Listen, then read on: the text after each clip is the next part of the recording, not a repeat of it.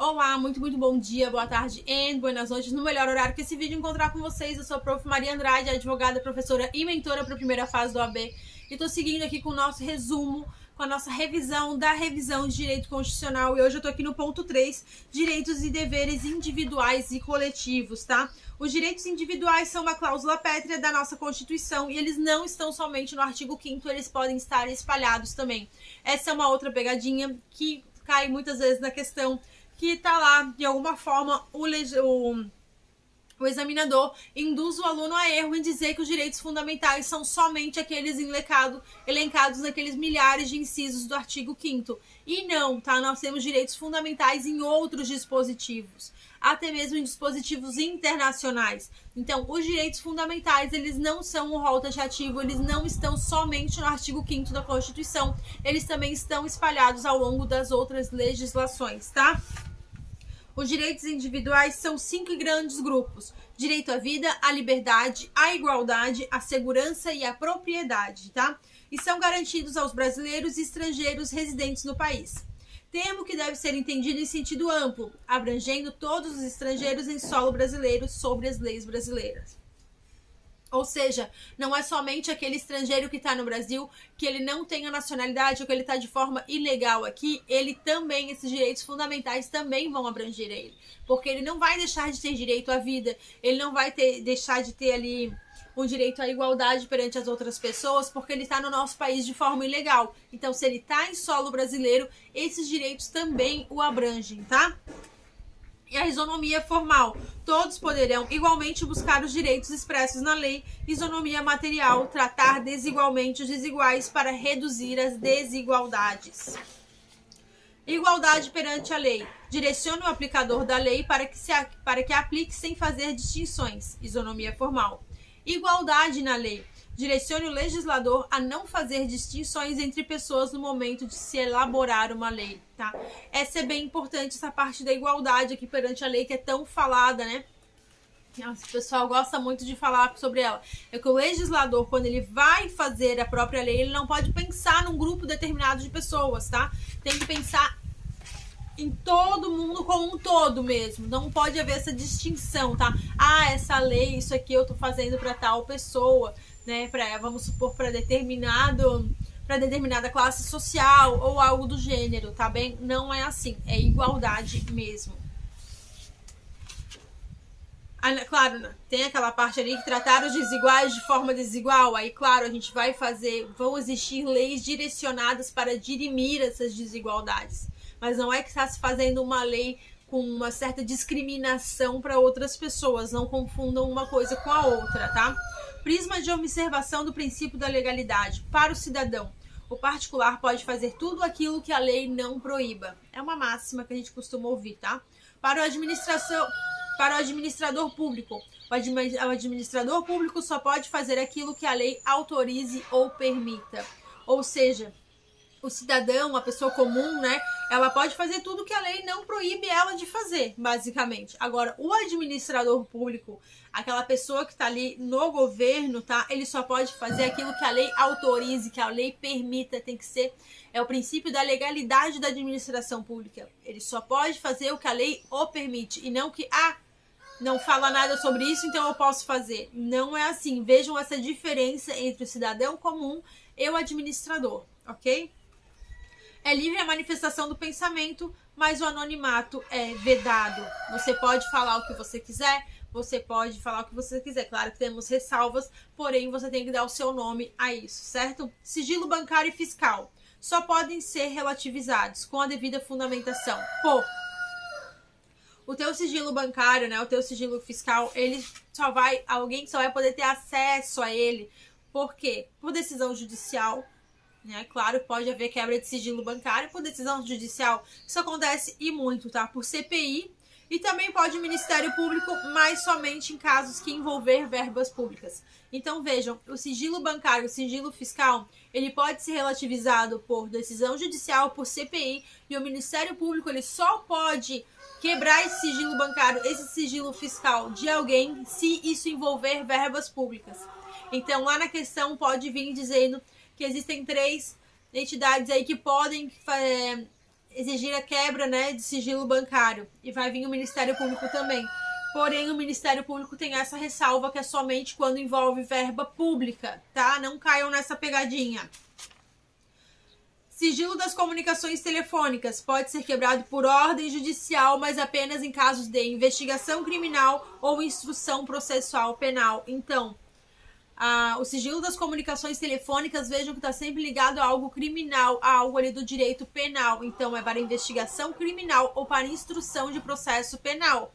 Se vem lá escrito que vai ser quebrado a comunicação telefônica, é por ordem judicial, tá certo, mas é para fins de guarda, sabe, de direito de família, de guarda, não vai ser quebrado, tá? É só, a não ser que essa guarda envolva algum crime, algo relacionado ao direito criminal ou ao direito penal, certo? Gravem isso, tá? A quebra dos demais sigilos previstos pela Constituição, sigilo de correspondência, sigilo de comunicações telegráficas. Aqui por telegráficas a gente tem que trazer para o dia de hoje, né? Esses termos que trazem na Constituição. Telegráficas, vamos entender e-mail, por exemplo, tá? E o sigilo de dados não encontra previsão constitucional expressa no artigo 5º. Logo, em princípio, não podem ser quebrados. Porém, o STF admite a quebra quando for necessária para proteger outro interesse de igual ou maior relevância ou quando estiver sendo usada para acobertar ilícitos. Nenhum direito pode ser invocado para acobertar ilícitos. Se a quebra de sigilos for feita irregularmente, será uma prova ilícita no processo. E as provas ilícitas contaminam, tornando nula toda a parte do processo que decorrer dela. Não contamina o processo todo, mas só a parte decorrente da ilicitude. Então, se você conseguir uma gravação telefônica, né, de uma pessoa de forma ilícita, ou seja, não foi através de uma ordem judicial, você simplesmente foi lá, gravou e colocou no processo, não vai todo o processo ser nulo, tá? Mas aquela parte que foi contaminada por essa prova que foi constituída de forma ilícita, ele vai ser nulo, vai ser retirado do processo, tá? Por isso que é importante muito a legalidade das provas que vocês colocam no processo. A gente fala muito que tem muito... O corpo policial faz muito isso, tá? De conseguir provas de forma que acabam depois sendo ilícitas e que contaminam o processo. Por isso que o polícia prende, a justiça solta. Acontece não sempre, tá? Mas muitas vezes por isso. Porque a prova não foi conseguida, tipo, não trouxeram a prova para aquela prisão de forma lícita. Então contamina e aquela parte do processo acaba sendo que é nulo, tá? Só se pode entrar na casa de alguém se tiver o consentimento do morador ou em caso de flagrante delito, desastre ou para prestar socorro. E se o juiz determinar, mas nesse caso só poderá entrar durante o dia. Tem decisão do STF que diz que entrou antes das 6 da manhã, que entrou de noite. São casos específicos, tá? Para fins de exame de ordem, vamos gravar aqui essas considerações, tá? Consentimento do morador, flagrante de delito, desastre para prestar um socorro, tá? Ou se o juiz determinar, mas nesse caso durante o dia. Durante o dia, leia-se quando já tá claro. Direito de reunião, requisitos pacificamente e sem armas. E que não frustre outra reunião anteriormente convocada para o local. E que avise a autoridade competente. Dispensa autorização, basta simples aviso.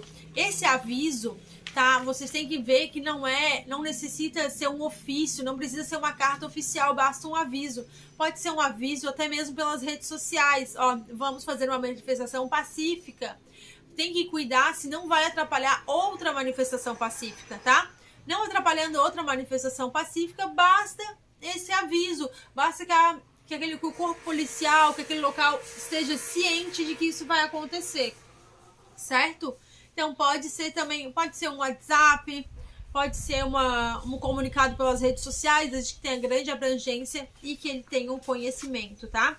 Direito de associação, somente para fins lícitos, sendo vedada para militar. As associações, você pode criar a associação do que você quiser, desde que seja algo lícito, e é extremamente vedada a paramilitar, tá? Você não pode fazer ali um exército próprio, uma coisa assim, é a única que é vedada, tá bem?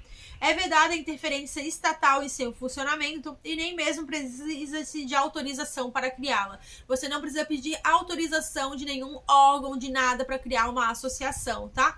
E lembre-se que você pode criar associação daquilo que você quiser, desde que não seja paramilitar. Ninguém pode ser compelido a associar-se ou permanecer associado. Paralisação compulsória, independente da vontade dos sócios das atividades, para que tenham suas atividades suspensas. Decisão judicial, simples. Decisão judicial, não precisa ser o quê? Uma sentença, tá? É uma decisão judicial, tá? Para suspender a atividade. Veja que suspender é uma coisa mais simples, né? Então, basta uma decisão judicial. Agora, se você quer dissolver, se você quer acabar com aquela associação, aí você vai precisar de uma sentença, certo? Transitada em julgado. Porém, desde que expressamente autorizadas, representar os seus associados judicialmente ou extrajudicialmente. As associações, então, podem representar os seus associados judicialmente ou extrajudicialmente. Isso é uma coisa que acontece muito nas associações de moradores, tá? Elas estão sempre representando ali todos os moradores de forma judicial ou extrajudicial. Regime constitucional da propriedade. 1. Desapropriação por necessidade ou utilidade pública ou interesse social. Da indenização justa, prévia e em dinheiro. Desapropriação de solo urbano não edificado ou subutilizado. Poder municipal, tá? Precisa de lei específica municipal nos termos da lei federal. A indenização é em títulos da dívida pública, com prazo de resgate de até 10 anos, tá? Desapropriação por interesse social para fins de reforma agrária. É pela União, é direto lá no governo federal, tá? Indenização justa prévia em títulos de dívida agrária resgatáveis em até 20 anos. Observação: se houver benfeitorias úteis ou necessárias, essas devem ser indenizadas em dinheiro. Se além ali do terreno, né? Se não é somente o terreno, se você tem ali uma casa, se você tem ali um outro imóvel, alguma outra benfeitoria útil ou necessária, essa benfeitoria é paga em dinheiro e o resto são em títulos da dívida agrária resgatáveis em até 20 anos, tá bem? 4. Cultivo ilegal de plantas psicotrópicas ou trabalho escravo. Expropriação da propriedade urbana ou rural sem direito a qualquer indenização. Finalidade: reforma agrária e a programas de habitação popular. Requisição administrativa da propriedade, caso de iminente perigo público, tá? Indenização ulterior, ou seja, é após, primeiro tira, depois paga, mas só se houver dano à propriedade, tá? O que mais? Vamos mais aqui. Pequena propriedade rural, caberá à lei dispor sobre os meios de financiar o seu desenvolvimento. E se trabalha pela família, não pode ser objeto de penhora para o pagamento de débitos decorrentes da sua atividade produtiva. Tá? Se você pegou ali um crédito rural, naquela... Como é que é? Aquela propriedade rural familiar mesmo, tem um outro nome que agora eu não me lembro. Você pegou um crédito para comprar mais sementes, para comprar mais adubos, mais coisas para ali. Você não pagou, tá? Você não pode... Eles não podem penhorar essa terra para pagar esse crédito rural que você pegou, tá? Porque senão você vai tirar a sua forma de sustento e como é que você vai fazer para pagar? Nunca que você vai conseguir pagar. Porque é através daquilo ali que você paga. Então, não pode penhorar para pagar o próprio crédito rural, tá? Se o proprietário não possuir outra propriedade rural familiar, ele vai ser imune ao ITR, tá? Que é o Imposto Territorial Rural. Lembrando que as propriedades rurais, elas não pagam o tal do IPTU, elas pagam ITR, tá? Que é o Imposto Territorial Rural. O IPTU era para propriedades que estão em áreas urbanas. Não pode ser desapropriada para fins de reforma agrária, bem como também não poderá a média propriedade. Vamos lá. Propriedade industrial é um privilégio temporário, tá? A propriedade industrial, a gente não é eternamente dono daquela propriedade industrial. Aquela propriedade industrial é por um período de tempo que a pessoa tem, tá? E o direito autoral é um privilégio vitalício e ainda pode ser transmitido aos herdeiros pelo tempo que a lei fixar, tá? A gente vai ver isso mais a fundo mais adiante. Direito de petição aos poderes públicos, em defesa de direitos ou contra a ilegalidade ou contra abuso de poder. Direito de obter certidões em repartições públicas para defesa de direitos e para esclarecimento de interesse pessoal. Isso aqui é tudo meio que óbvio, tá? Isso aqui tudo é independente de pagamento de taxas. Não pode pagar taxa para ter essas coisas, tá? Observações sobre o direito de petição. Não precisa de lei regulamentadora, independe do pagamento de quaisquer taxas e não possui caráter restritivo, ou seja, todos são isentos. Não é que somente tal pessoa é isenta, somente se ganhar até tanto, somente se residir em tal lugar. Não, todos são isentos, tá? E não apenas os pobres ou com insuficiência de recursos. Até as pessoas jurídicas poderão fazer uso e receber a imunidade. No direito de petição, a denúncia ou o pedido poderão ser feitos em nome próprio ou da coletividade. É um direito fundamental perfeitamente extensível aos estrangeiros que estejam sob a tutela das leis brasileiras. Esses direitos, se negados, poderão dar motivos ao que? A impetração de que? Mandado de segurança, tá? Exceções à inafastabilidade do judiciário.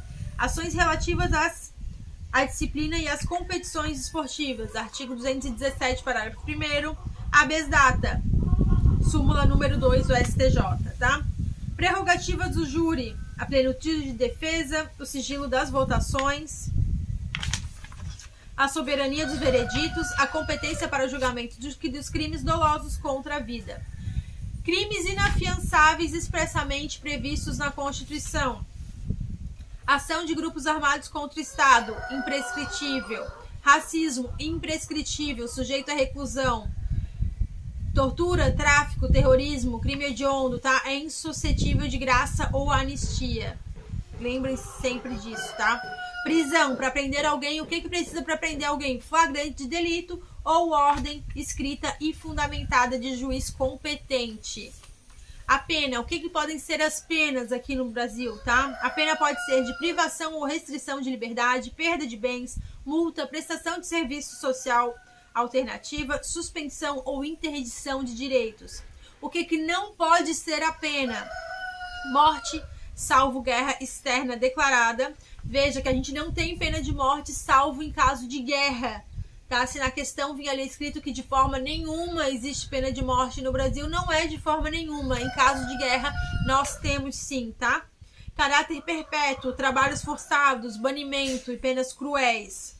Extradição passiva de brasileiro. Brasileiro nato nunca é extraditado, tá? Naturalizado, ele pode ser extraditado caso ele cometa um crime comum antes da naturalização, tráfico ilícito a qualquer tempo na forma da lei. Extradição passiva de estrangeiro. Ele pode ser extraditado, salvo se o motivo for crime político ou de opinião. Prisão civil por dívida. Segundo a Constituição, não pode prisão civil caso salvo, ou seja, a gente não tem prisão civil, somente nesse caso aqui, ó, inadimplemento voluntário ou inexcusável de obrigação alimentícia ou no caso de depositário infiel. Isso aqui é conhecimento geral sempre, né? Segundo o STF, vide súmula vinculante número 25, não pode prisão civil, nem mesmo em caso de depositário infiel. Poderá haver prisão civil apenas no caso de inadimplemento voluntário e inexcusável da obrigação alimentícia. Então vejam, tá lá escrito na Constituição o caso do depositário infiel. Porém, nós temos aqui a súmula vinculante 25 do STF, que já diz que no caso de depositário infiel não vai ter mais a prisão civil. Então é somente nos casos de pensão alimentícia, tá? Habeas corpus, motivo. Quais motivos você pode impetrar um habeas corpus? Violência ou coação da liberdade de locomoção, abuso contra direito que todos possuem de ir, vir, permanecer, estar, passar, etc. Quem pode usar? Qualquer pessoa. Quem pode sofrer ação? Qualquer um que use de ilegalidade ou abuso de poder. Modos de habeas corpus. Preventivo, caso haja ameaça de sofrer a coação. Repressivo, caso esteja sofrendo a coação. Custas. Elas são gratuitas, tá? As ações de habeas corpus, elas são gratuitas. Artigo 142, parágrafo 2º da Constituição. Não caberá habeas corpus em relação a punições disciplinares militares, tá? tirou o caso militar, o resto pode. Mandado de segurança, motivo, proteger direito líquido e certo, não amparado por habeas corpus ou por habeas data. Quem pode usar? Qualquer pessoa, pessoa física, pessoa jurídica e até mesmo órgão público, independente ou autônomo, seja na forma preventiva ou na forma repressiva. Quem pode sofrer a ação? Autoridade pública ou agente da pessoa jurídica, no exercício de atribuições do poder público, que use de ilegalidade ou abuso de poder, segundo a Lei 12.016 de 2009, equiparando-se às autoridades a os representantes ou órgãos de partidos políticos, os administradores de entidades autárquicas, os dirigentes de pessoas jurídicas ou as pessoas naturais no exercício de atribuições do poder público, somente no que disser respeito a essas atribuições. Modos de mandado de segurança: individual, impetrado em nome de uma única pessoa; coletivo, impetrado por partido político com representação no Conselho Nacional; ou, aqui é na defesa de seus interesses legítimos relativos a seus integrantes ou a finalidade partidária.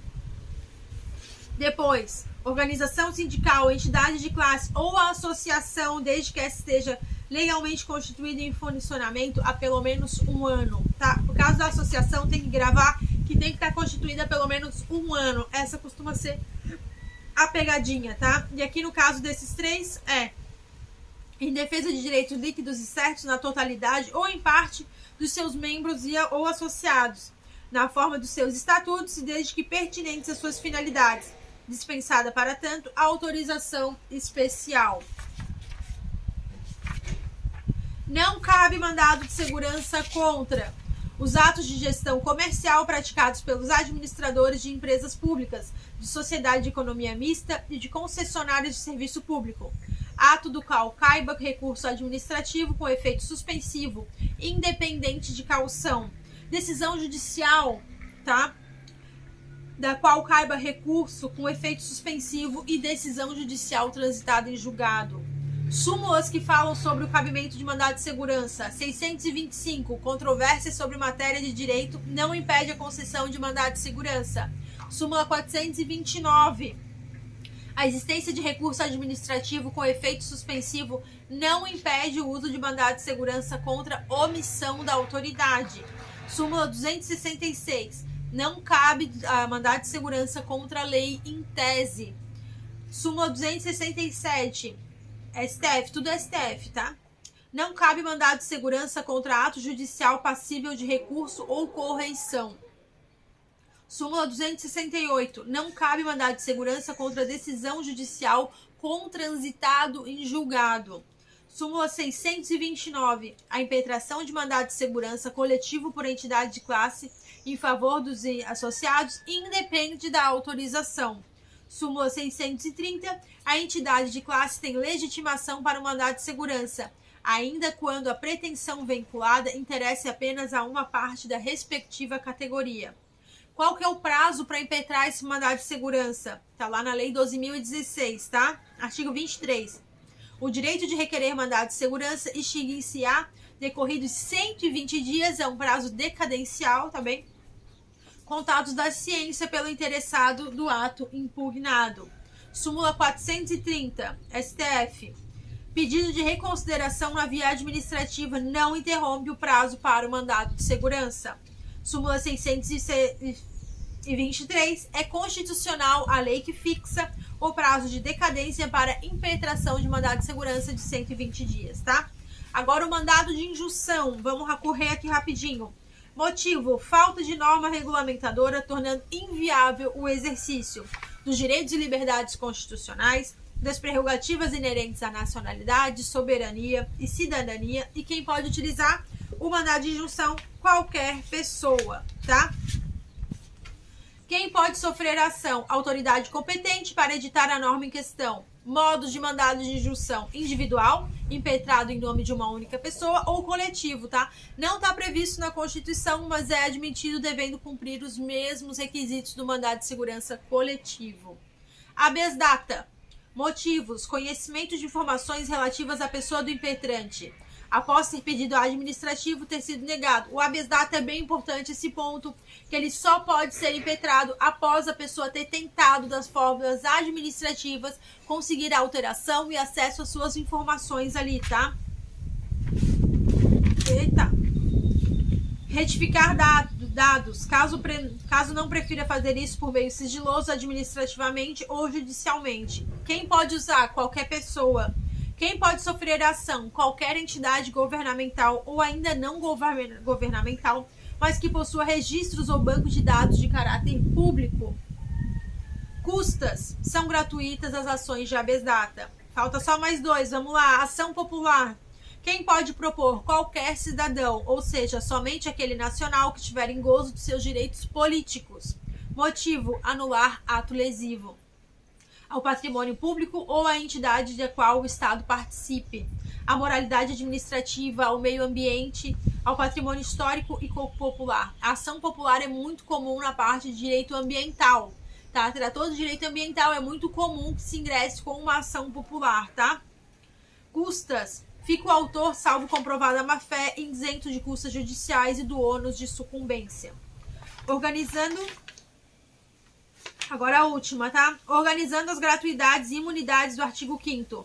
Direito de petição de se obter certidões. E relembrando aqui que a gente já falou isso, tá? É isento do pagamento de taxas. Ação popular.